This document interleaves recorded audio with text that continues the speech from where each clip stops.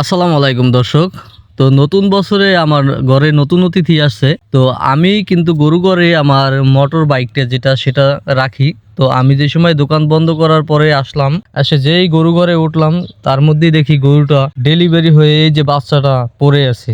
তো আমাদের বরিশাল আঞ্চলিক ভাষায় বলে বিয়াইছে। তো সেটা দেখার পরেই তো আমি একেবারেই অবাক হয়ে গেলাম। তো তারপরে দেখি যে বাছুরটা একেবারে ওই যে আমার বড় যেই ষাঁড় গরুটা আর একটা ছোট ষাঁড় গরু তার কাছাকাছি যাইয়া লাফাইতে লাফাইতে ওই জায়গায় যাইয়া একটু চার ঠ্যাঙ্গে হালকা করে রইছে। আর এতটা শীত যা বলার বাইরে। তো বাছুরটা অনেক কাঁপাকাঁপি করতে আছে যা বলার বাইরে। তো আমি একেবারে ঘাবড়াই গেছি। তাড়াতাড়ি মা হ্যাগো সবারই ডাক দিলাম।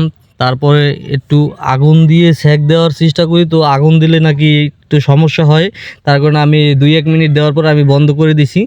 তারপরে একেবারে ওরে সম্পূর্ণ এই যে যেই লোট লালা যেগুলো আছে একবারে সম্পূর্ণ মুছাইয়ে তারপরে ওরে একটা কম্বল ভাই, ওর এমন অবস্থা ছিল সেই সময় যা বলার বাইরে, যে না বাঁচার অবস্থা, এমন অবস্থা, শ্বাস বাইরে গেছে ঠান্ডা লাগিয়া।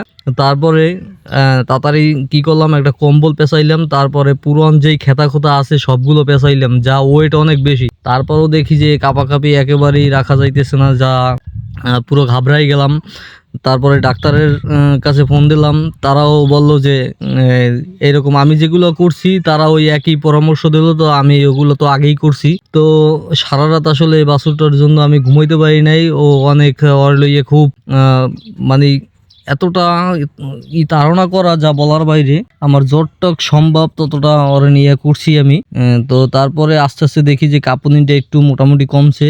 তো মাশাল্লাহ একটু ভালো লাগতেছে। তারপরে দেখি আস্তে প্রায় 3 ঘন্টা পরে ওর মোটামুটি শরীরটা একটু তাপটা ভালো আসছে। তারপর দেখি যে হাঁপানিটা কমছে। তারপরে আস্তে আস্তে ও ঠিক হয়ে যায়। তারপরে মাশাল্লাহ আলহামদুলিল্লাহ ভালোই। তো আজকে সকালে কিন্তু ও একেবারেই দৌড়িতেছে। তো মোটামুটি মাশাল্লাহ ভালোই। তো সেই থেকেই বুঝলাম যে গরু যে সময় ডেলিভারি হবে, তো ওই এর আগে কিন্তু সবারই খেয়াল রাখা উচিত। তো আমরা বুঝতেই পারি নাই যে ও মানে আজকে ডেলিভারি এরকম হয়ে যাবে, ও এরকম কোনো লক্ষণ ছিল না। তো মোটামুটি তো আল্লাহ যা করে ভালো লেগেই করে। তো যদি এই বাছুরটা যদি এই বড় গরুর কাছে যায় কিন্তু রয়েছে, তো যদি পাড়াও দিত তাহলে কিন্তু বাছুরটা আল্লাহ না খাস কি একটা হয়ে যেত। তো এগুলো সম্পূর্ণ উপর আল্লাহর ইচ্ছা। কারণ দেখেন অনেক গরু ডেলিভারি হতে কিন্তু ডাক্তার আনা লাগে বা করা লাগে, মানুষজন কিন্তু অনেক ঝামেলা করতে হয়। কিন্তু আল্লাহরই হুকুম দেখেন কত, আল্লাহর কুদরতে একাই ডেলিভারি হয়ে রয়েছে। তো আমি দেখে অবাক হয়ে গেলাম।